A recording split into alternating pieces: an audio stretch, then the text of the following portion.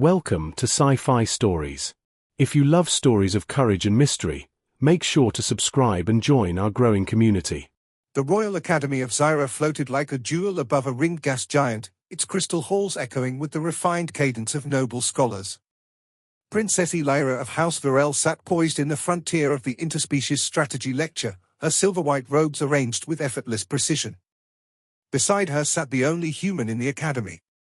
Cadet Daniel Reyes. He was not nobility. Not wealthy. Not politically significant. He was an exchange student from Earth. And he was doodling. While the professor projected tactical breakdowns of ancient galactic wars, Daniel sketched in the corner of his tablet. A dragon curled around a ruined castle. Nights beneath alien skies. A fantasy world born from Earth myths. Elira pretended not to look. Humans were considered volatile but fascinating. Their civilization had risen through conflict and chaos. Their technology was functional rather than elegant. Their ships looked like they had been built to survive being punched by the universe. But Daniel was different. He spoke softly. Listened carefully. And when he smiled, it wasn't political. It was real. She had studied humans her entire life. Their psychology.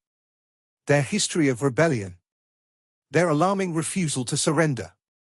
None of it prepared her for the quiet warmth she felt when he glanced at her and gave a small, effortless grin. The lecture hall disappeared. For a heartbeat, there was no empire. No diplomacy. Just him. And something terrifyingly fragile blooming in her chest. Then the alarm screamed. A violent, piercing wail shattered the Academy's serene gravity. The massive viewport darkened as shadows eclipsed the nearby star. Raiders. Dozens of angular warships emerged from hyperspace, hulls scarred and weapon arrays glowing a furious crimson. The Academy defense grid flickered. Offline. Maintenance cycle. The timing was perfect. Panic detonated across the chamber. Noble heirs scrambled. Guards shouted conflicting commands. Elira rose too quickly, her composure fracturing as someone slammed into her shoulder. She stumbled. Strong hands steadied her. Daniel. The warmth in his expression was gone. His eyes were different now. Sharp. Focused. Calculating. How many civilian transports docked? He asked calmly. She blinked. 4. He nodded once and touched the comm device in his ear.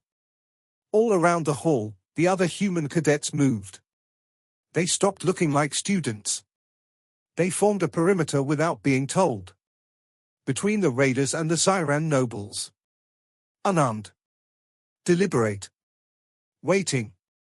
The first enemy ships charged weapons. Elira's pulse thundered. Daniel stood in front of her, one hand casually resting near his belt. He wasn't trembling. He wasn't posturing. He was simply there. A wall made of quiet certainty. He glanced back at her briefly. A tiny reassuring smile. Not bravado. Not arrogance. Just a promise. Then the sky changed. A deep metallic rumble rolled across the vacuum.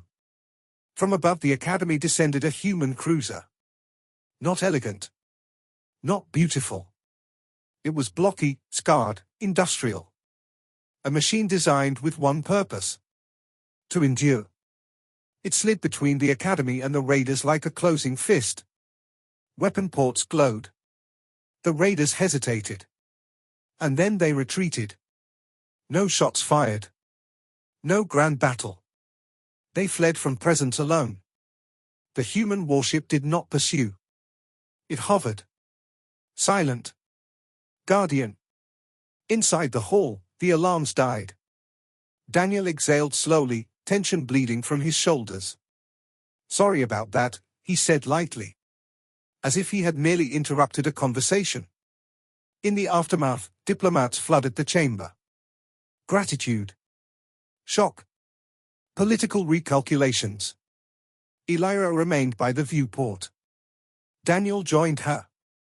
You would have stood there, she said softly. even if the ship had not arrived. He considered her words. "We would have stopped them," he replied. "One way or another." No heroic tone. Just fact. She studied him then, truly studied him. Humans were not terrifying because of weapons. They were terrifying because of refusal. Because when they decided something mattered, they did not yield. "Why?" she asked.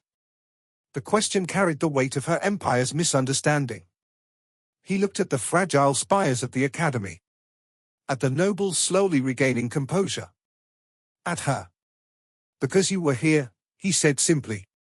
"Because someone had to stand." The simplicity of it stole her breath. No treaty. No alliance clause. Just choice. He gave her a small nod and stepped away, swallowed by the gathering of human cadets. Elira remained at the glass, watching the human cruiser hold its position against the stars. Her tutors had taught her that humanity was unpredictable. They were wrong. Humanity was predictable in one terrifying way. If one of them decided to protect you, the universe itself had to move around that decision. And for the first time in her life, Princess Elira hoped the human would choose to sit beside her again tomorrow.